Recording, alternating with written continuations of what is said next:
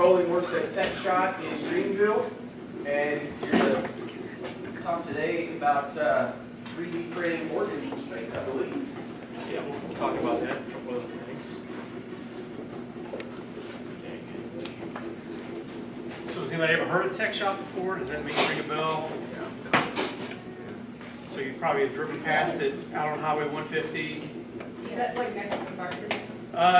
Yeah. Around that area, yeah.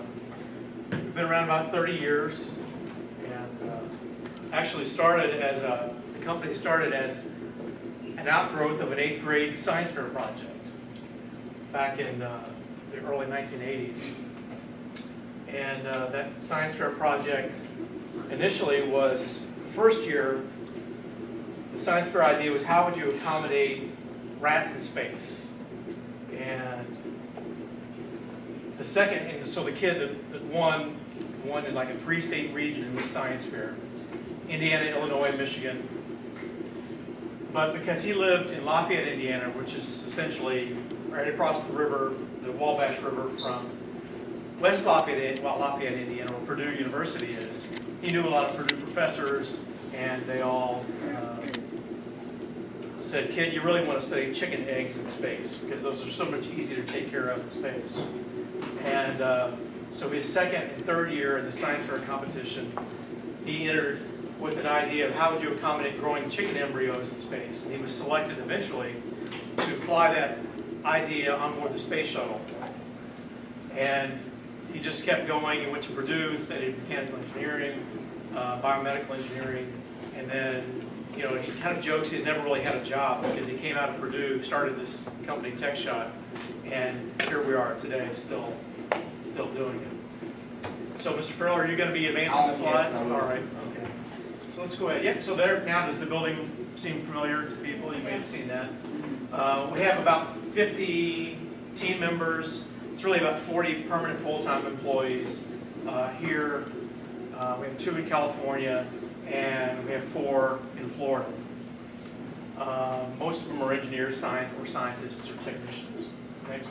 This is, we're not in the whole building, but we have labs and offices in here. This is at the Kennedy Space Center, and this office really mostly focuses on doing plant things in space. We'll go through some of these kind of fast so we can kind of talk about operating here at the end. So these 3 buttons here that'll come in, go ahead and advance. Defense work, medical stuff, and aerospace related projects that we take on. Next. So for nearly 30 years, we've been building equipment that goes into space and is operated by these astronauts. These are all pictures in space, except for this one, of course, of some of our equipment in space. Next. 3 key agreements that we have with NASA that really have triggered our growth recently. We're trying to hire people even now. And you add them all up, and essentially, these are agreements with NASA that let us run a business on board the International Space Station. Next. And most of what we're doing is providing research devices that other people are using to make new discoveries in life sciences and physical sciences research. And these are just a few of the types of things related to bone density, rodent research, plant research, and then down here to what we're going to talk about a lot today, 3D organ and tissue printing in space. We provide the equipment for all these types of these types of research. Next. So this is what we call the continuum of service, starting with the scientist. Again, it's not usually our science that we're providing the equipment for the research. Usually it's a scientist at NASA or a scientist at a company that says, we want to study this in space, and then we provide the equipment for them. Sometimes it means designing new equipment, building it, prototyping it, operating it from the ground here in our office in Floyd's Knobs, and then giving those samples right back to the researcher. We just flew we launched on a SpaceX Dragon to the space station. We launched 600 fruit flies in one of our devices. And over time, we had multiple generations of flies born and raised in space. So the flies that we got back like 25,000 flies. We sent them 600, we got back like 25,000. that were all born and raised in space, had never been on Earth. And looking at the changes in the bodies of those flies that happened because they were all born and raised in space. About 75% of a fly's DNA is very similar to human DNA. So you can look at certain diseases that affect flies and how you can treat them, and then maybe those treatments might help people as well. Next slide. So this is how our equipment gets to the International Space Station. We launch it on a SpaceX, usually it's on a SpaceX cargo Dragon. So there are no astronauts on board. It launches by itself from Florida. Next slide. And this is the launch of one of our last payloads, the launch and landing. Have you guys seen SpaceX land, their first stages? It's amazing. If you have is there any audio available on this?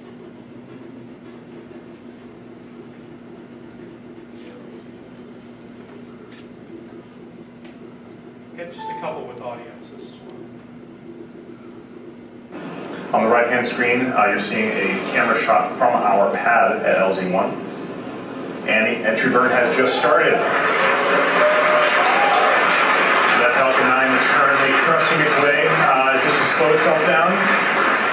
Entry burn lasts about a minute. Excuse me, about 10 seconds. And entry burn has just completed. That was successful. For those of us just joining, on the left-hand side, we have a camera on the first stage as it descends, and on the right-hand side, we have a camera on the ground tracking that first stage as it makes its way back.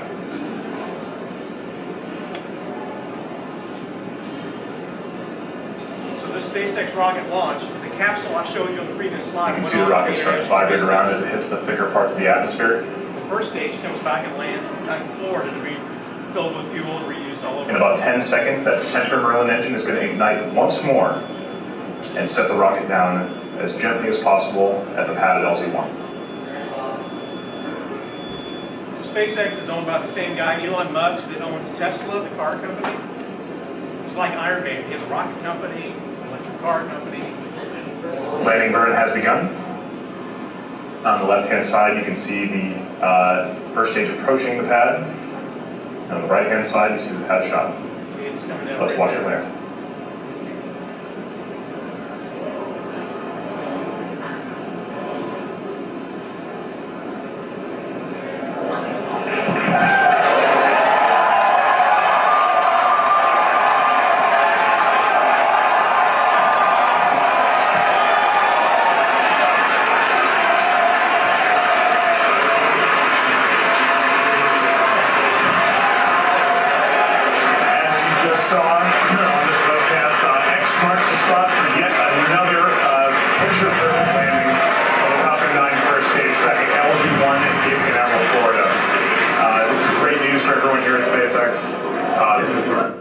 Okay, so that rocket launched our equipment, one of our payloads called the AdSet payload, to the International Space Station. The cheaper you can get things to and from the space station, the more that opens it up for just private companies to participate. The shuttle cost about $1 billion every time it launched. SpaceX can launch cargo to the space station for $100 million, which is still a lot of money, but you can do 10 of those for the price of a shuttle launch. And just that amazing reusability is something that's just going to open up space flight for people for a long time. So this is the International Space Station. Its first parts were launched in 1998. Americans in shifts have been living on board the International Space Station for 18 years straight. There's never been a day since you've been alive that there wasn't an American living above you on board the International Space Station. It's mostly paid for and built by the U.S. at a cost of about $100-some-odd billion. And it's probably the most complicated machine ever built. You can go on. Next slide, please. So we communicate with the International Space Station right here on Highway 150 with our own mission control. This is what we call the Payload Operations Control Center. We talk to the crew directly, to the astronauts while they're in space directly, this guy does. And we see what they're doing in real time, directly. That's what's going on this monitor. This monitor, we keep track of what the crew is doing at all times. All crew members, we can see their schedule and what they're doing. so that we can make sure that we're getting our job done on the timeline that we have to get it done on. Because they are scheduled every second of the day. There's even a line that they have to, on their schedule that says pre-sleep, and then there's a line that says sleep, and then there's a line that says pre-wake or something like that. Every minute is scheduled. Next slide.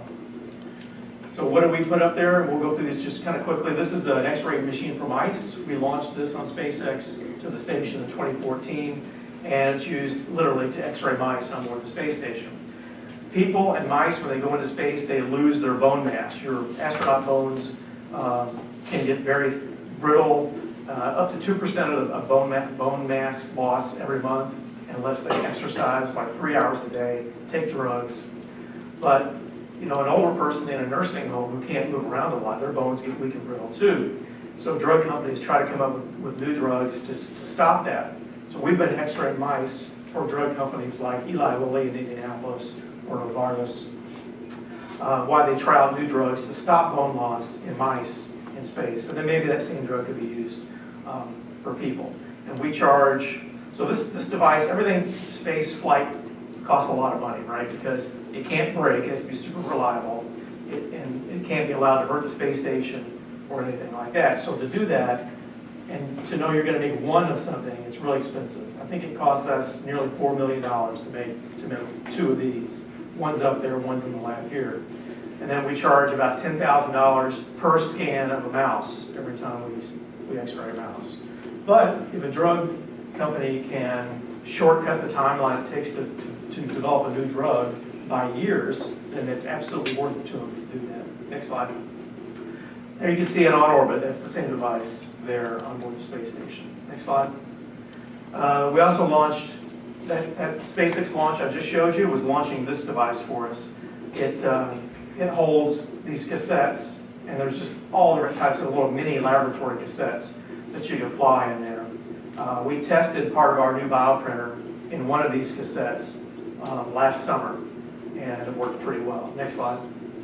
So here it is being installed by the Space Station Commander, Peggy Whitson. She holds the American record for duration in space flight. In fact, that's the patch I've got on my shirt today, is what you see on the front of the device here. I love how it just floats. It just floats. She's been in space between all of her missions, a total of 665 days in space. Commanded the space station twice. You can go on to the next slide. And there she is with another one of our devices we invented here. Next slide. This one we just launched on SpaceX 14 on April 2nd, last month. And this is also going to be permanently left on board the station. And then these are little experiment modules. It holds 12 at a time. This is what the flies were in. So the flies launch separately from the box. An astronaut takes them and inserts them. And then we can spin these. These can spin. So one of them, if you don't want to spin it, then it gets that 0G, zero gravity exposure. But how do we know if we can be healthy on the surface of the moon, where gravity is about 1/6 of what it is on Earth? Or how do we know we can be healthy on Mars, where it's 0.38 Gs? The only way to do that is to take your samples to 0G and then spin them at certain speeds. So we would spin, or you can even replicate Earth's gravity on little devices here. This last mission, we spun this carousel at 1G, so that some fruit flies were at 0G and some were at 1. But we can replicate any planetary body's gravity level with this, up to 2Gs. Fish, plants, cells, etc. Next slide. Houston Station on Space to Ground. Welcome to Space to Ground. I'm Gary Jordan. Lots of science on board this week, but one stands out as the MVP. NASA astronaut Drew Boyce inserted food cylinders in the Multi-Use Variable G Platform, or MVP. MVP is a facility that subjects many types of samples, like fruit flies, flatworms, plants, fish, cells, protein crystals, and in this case food, to artificial gravity. The platform has 2 internal carousels that can simultaneously produce up to 2Gs. On Earth, we're all stuck with 1G, no matter where we go. The International Space Station is the only research facility where gravity can be a variable long-term for experiments. We'll see you next week.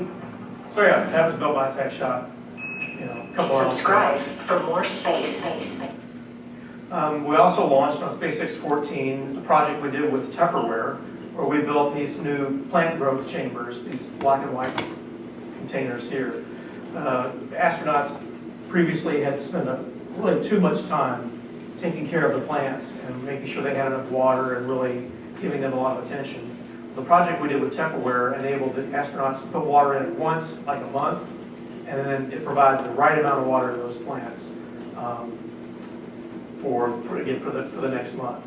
So there's a bunch of these growing up there now. Right now we're growing red romaine lettuce, and then soon we'll be growing tomatoes. And it's really looking at food, providing food for astronauts on long-term missions. Next slide. This is called the Advanced Plant Habitat. TechShot didn't build this, but we were just awarded a contract to manage it for the next 3 years. Next slide. We're also got a new contract to build a giant centrifuge for rats. Flies are better than rats, so rat DNA is even closer to human DNA. And so scientists want to be able to study rats in space over a long period of time. Kind of full circle back to that original 8th grade science fair project. It was, how do you study rats in space? Next slide.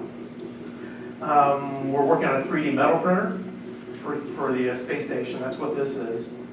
Next slide.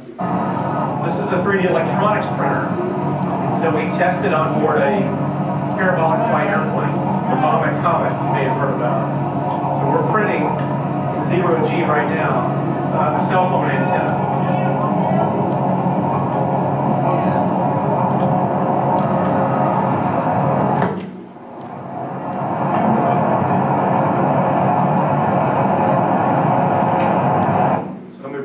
Tested it, and it worked perfectly as a cell phone antenna. So do you guys know what I'm talking about? This airplane that goes out mostly over the Gulf of Mexico, and then it just dives down. And really it's in the pushover at the top. It dives down, and everybody and everything floats around like they're in space for 24 seconds. Then they pull out of the dive, and then everything feels twice as heavy, 2 Gs. You're kind of stuck to the floor. And so they do that 25 times. And so in those 24 seconds of 0G, we printed some electronics. We have a separate NASA contract to work on a 3D electronics printer for the space station. Next slide. So we have a contract now in 18 months to prototype one 3D printer that does everything in space. So metal, plastics, ceramics, electronics, everything in one device that, it's about the size of this cabinet. And they're gonna test it on board the International Space Station first. And then if it works, then they're gonna put it on something called the Lunar Orbital Platform Gateway. So it'll be a mini space station that orbits the moon. If you're on board the space station and you had an emergency and you wanted to come home, you could be home in just a few hours. But if you're orbiting the moon and you want to come home, it's several days. So you really need to be able to be more independent and self-reliant if you're on the moon. Even more so if you're on Mars, and it might take 6 to 9 months to get home from Mars. So you might need one of these on your station that orbits Mars, or even on the surface of Mars. So this is a huge challenge for us. The contract is really just to prototype it, and we're going to take it down to NASA and prove to them that it works in front of them. Just a prototype of the contract for us is about $5 million. And then if we're successful, we're still competing against a couple of other companies who are trying to do this too. But if we win, and then it's a much bigger design effort, probably about another 4 years, and perhaps as much as $10 to $15 million after that. Yeah, so one printer to rule them all here. Next slide. But bioprinting, you need a couple of things to really have a successful bioprint, tissue print. Part of it is vascularization. There's a $1 million prize out there right now for any company that can manufacture a 1 centimeter thick tissue and keep it alive for 2 months. And one of the keys to keeping tissue alive is vascularization. How do you get the nutrients out to the tissue to keep them alive? In your body, you've got a heart that pumps the nutrients through blood, through veins and arteries to those tissues. And And so we invented a way to develop our own blood vessels. Next slide. No? Have you guys had lunch yet? Okay, good. So this is one of our artificial blood vessels in use with an animal, and it's working perfectly. So it's holding its pressure. Now what we do is what we do with a person is take your own stem cells out of your body. So we all have stem cells in our body. A lot of it's in fat tissue, adipose-derived stromal cells. So you can take fat out of your body, pull out the stem cells from that fat. You know, a stem cell can turn into any other type of cell, in effect. So we coat this artificial blood vessel from the inside out with your own stem cells, and then stitch it into your body. So it's really strong. You can stitch it in. And over a period of a year to 18 months, your body will absorb the artificial stuff and leave a real blood vessel behind. That's the idea. It's really going to be helpful for soldiers and people that are injured with the risk of losing a leg or something like that because their blood vessels are destroyed. But we're going to have to use this if we want to print human organs and tissues in space. Next slide. So to test that out, we developed this bioprinter system here. And this is that airplane I was telling you about. And this is the young man whose science fair project started the company. His name is John Bellinger. This is our chief scientist over here, Gene Boland, one of our engineers here. And so this is obviously during one of those 24-second periods. Next slide. So now we're going to print a portion of a baby heart. We'll come back to it. This is not accelerated. This is in real time.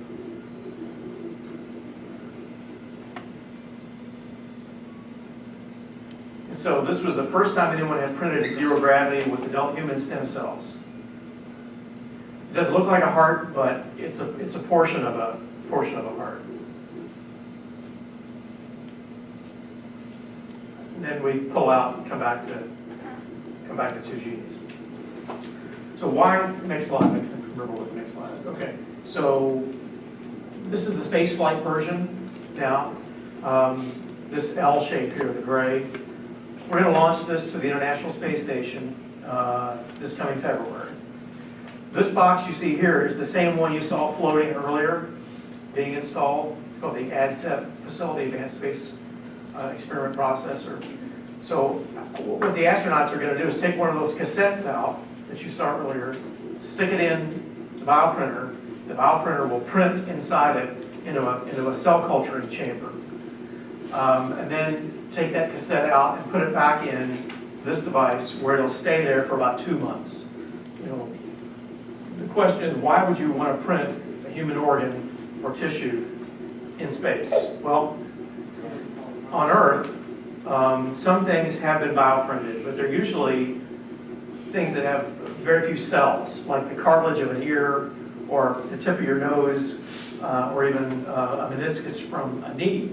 And you can fairly well print those on Earth. They hold their shape, but they don't have a lot of cells to keep alive.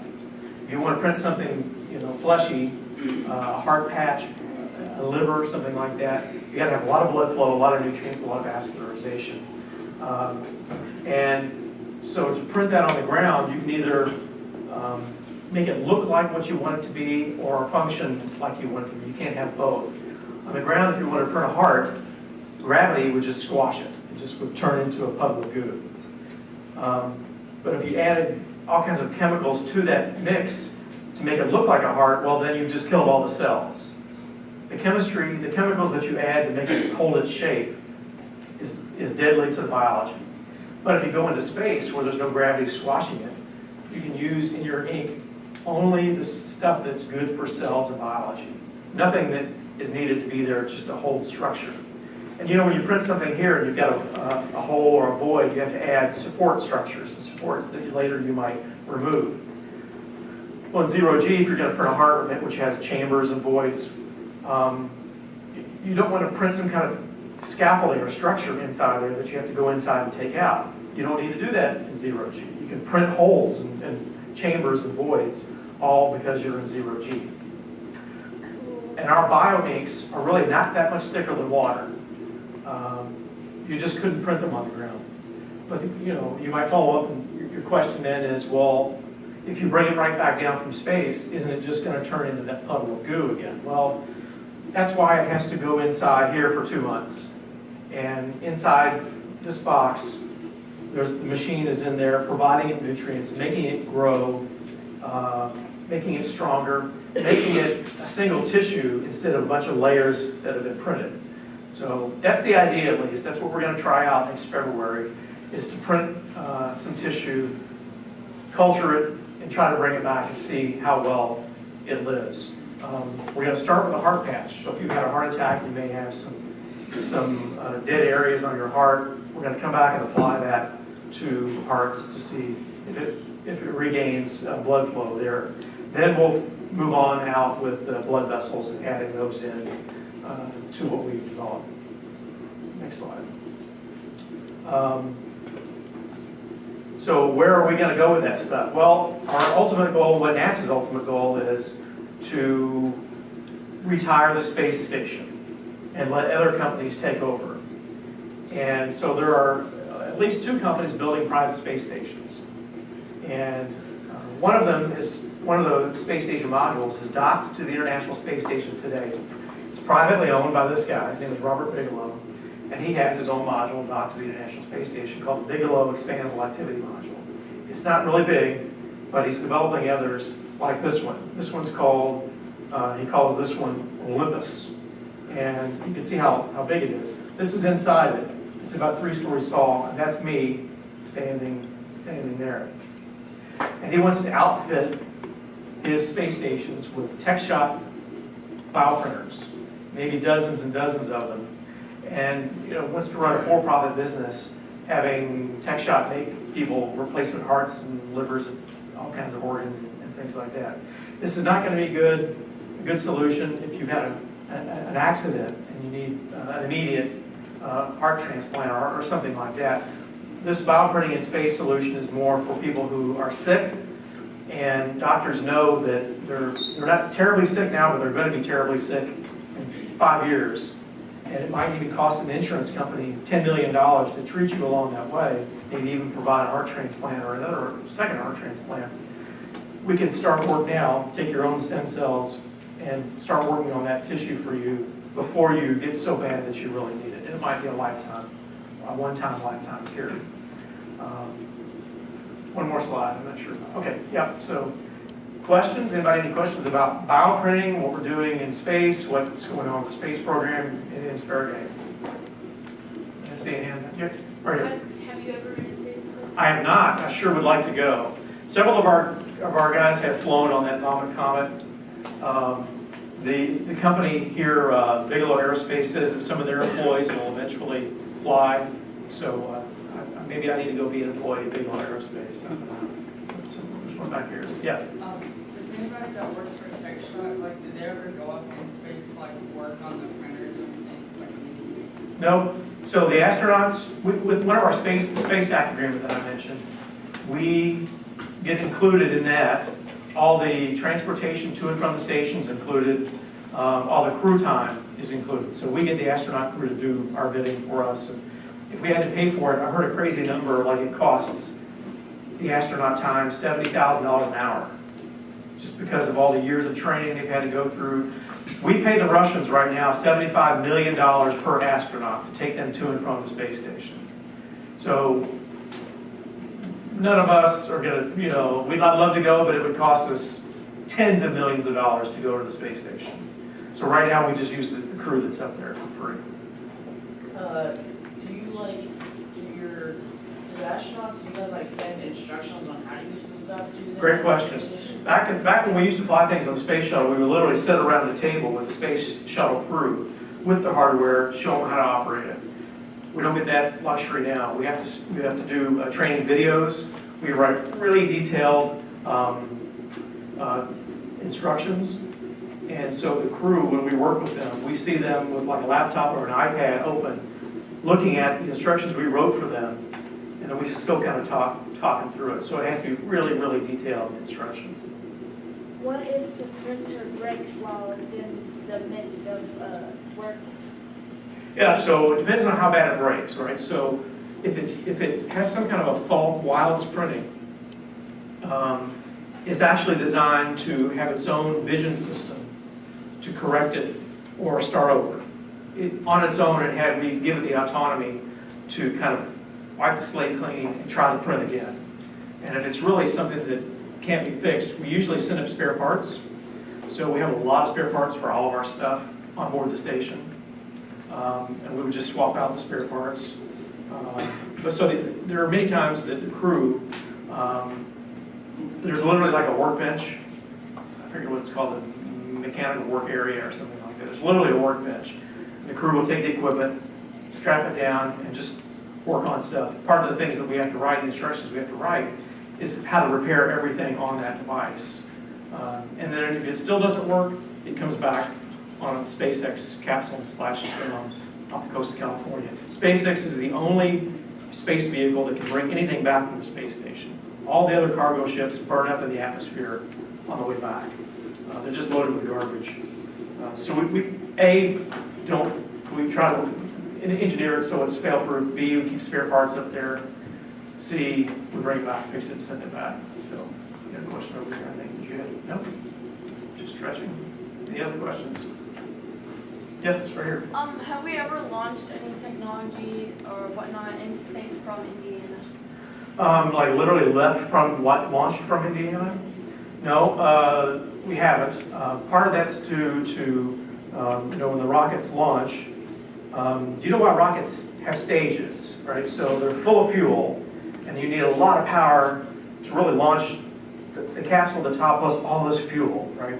And once it gets up so high, you don't have to get it very far to be in the thin air. So where you fly in an airliner, you're like above, 75% of the Earth's atmosphere, 75 or 80% of the Earth's atmosphere, maybe more.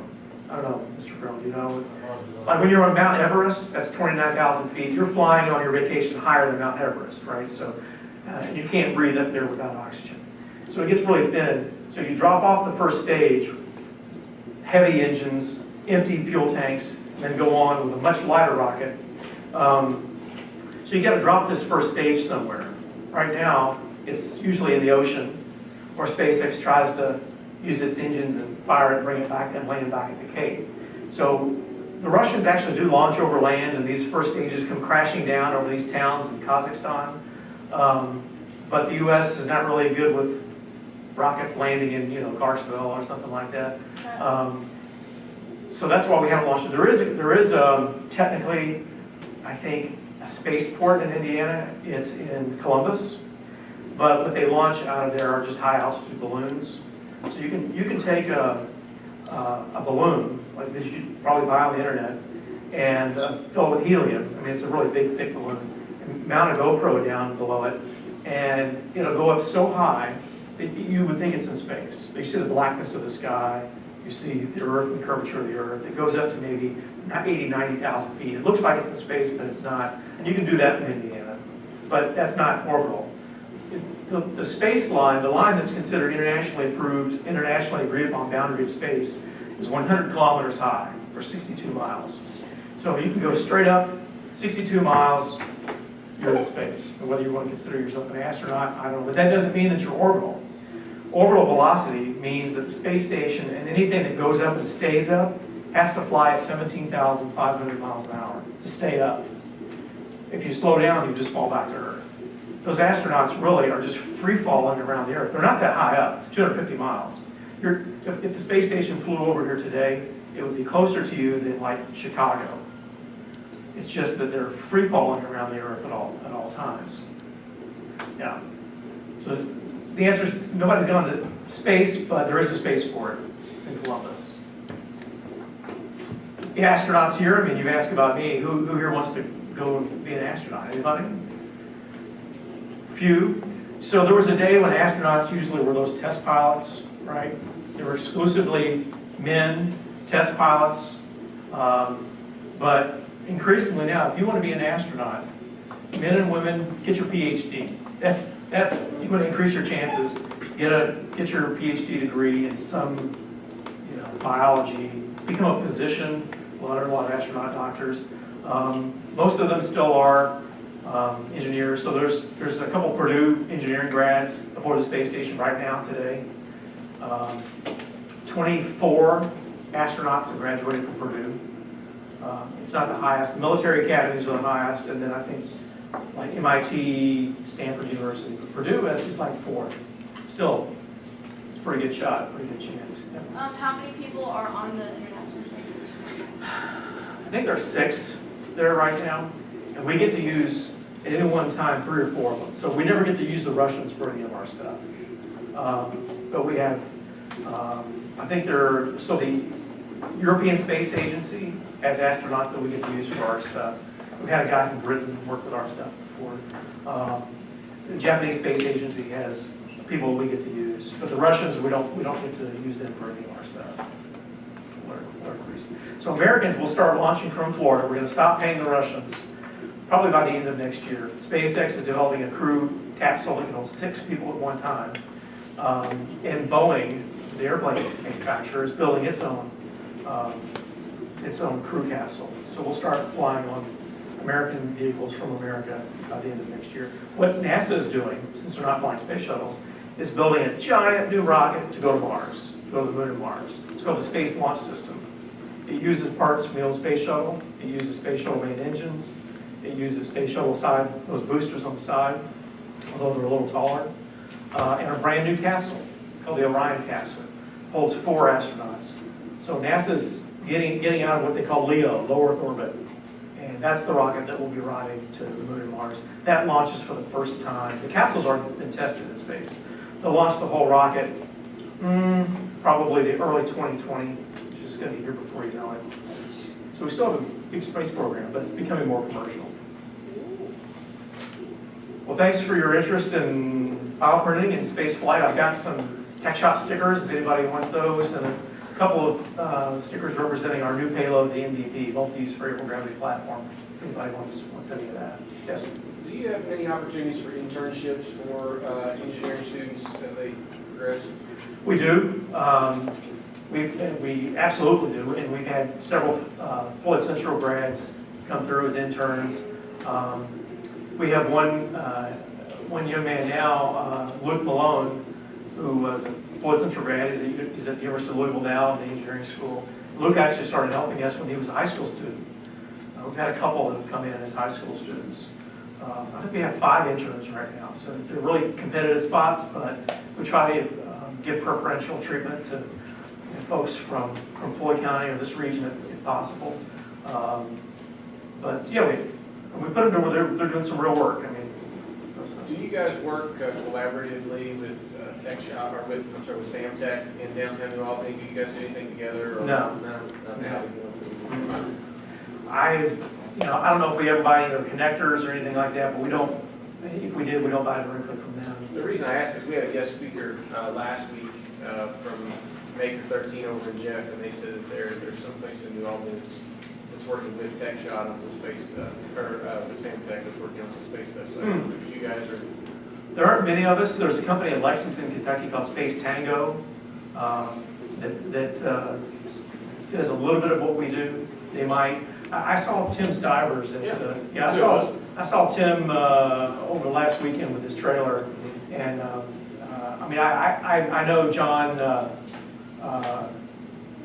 What is his name? That works at Samtech. It's one of the Maker guys too. I can't remember John's name, but I mean we know each other really well, but we're not working on any projects together.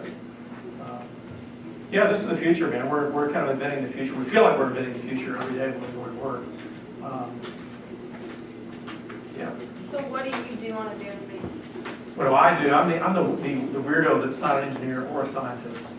I'm on the business side of things, PR. I'm the media person that goes out and says who we are, what we're doing. We always do a press conference at the Kennedy Space Center the day before the launch, where we talk about what we've got on board the rocket and what we're doing with it. So I'm the guy that shove out there and do that. And then the one that tries to win the contracts, win the business to bring in. Yeah. And this guy Bigelow is amazing. He's privately funding his own space station. I mean, I cannot imagine. He's committing more than $500 million of his own money to build his own space station. And he's really interested in having us put all of our stuff in his space station. To me, if that isn't living in the future. And then the other rocket company besides SpaceX that's doing well, Blue Origin, we'll get a little nerdier for you, Blue Origin. Blue Origin is owned by a guy named Jeff Bezos. Does anybody know where that name sounds familiar? Jeff Bezos owns Amazon. He's like the richest guy who's ever lived, I think. He's building his own big rocket company, which he's flown several times already. And a lot of these guys charge money. You could be an astronaut for $250,000. You can go out and whether it's the Blue Origin capsule, well, there's a company called Virgin Galactic. They have their own spaceship too. For about $250,000, they will take you to space. Virgin Galactic, it's a space plane, so it lands like the shuttle. Blue Origin comes down under a parachute. But so as long as you've been successful in some area, or you've won the lottery or whatever, $250,000, you can be an astronaut. It will take you above that Kármán line, and you can be an astronaut. Would you have to train? They do. You do have to train. It's not as much, obviously. So, in fact, it's probably more to make you feel like a real astronaut. The experience. It's the experience. Right now, the Russians, 7 people have paid the Russians to go on a Russian rocket, along with their crew, their cosmonauts, to the International Space Station for 10 days. These guys, and women, there's one woman that's done it, have paid, the first guy paid $20 million.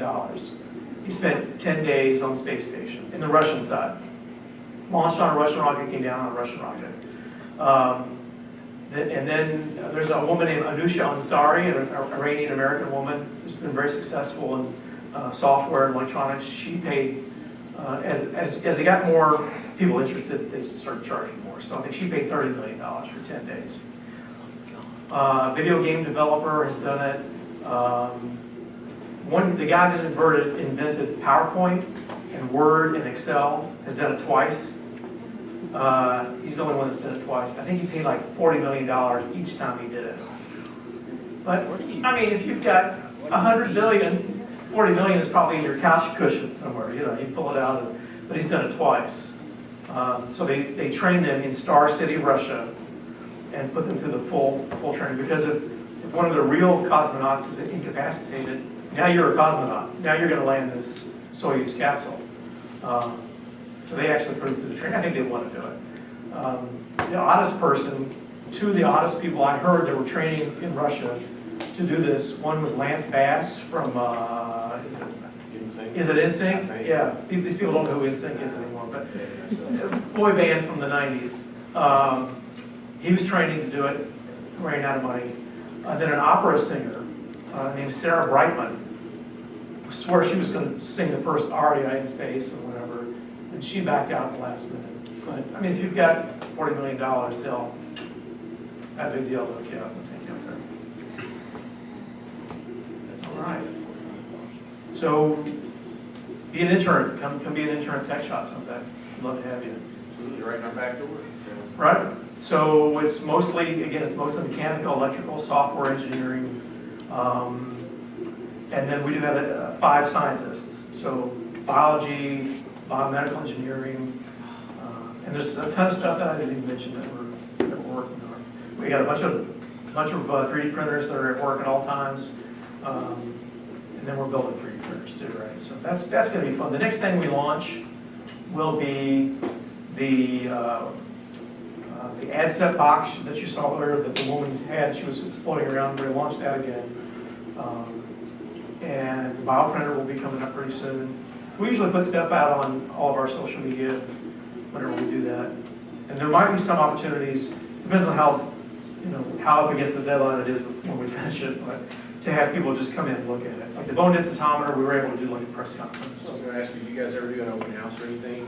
Or is that pretty classified stuff? They don't allow visitors It's not in? classified, but it looks really boring for the most part. I mean, when I get students who want to come job shadow, and I never really connect them with one engineer all day, because a lot of times, our job is to just think of stuff.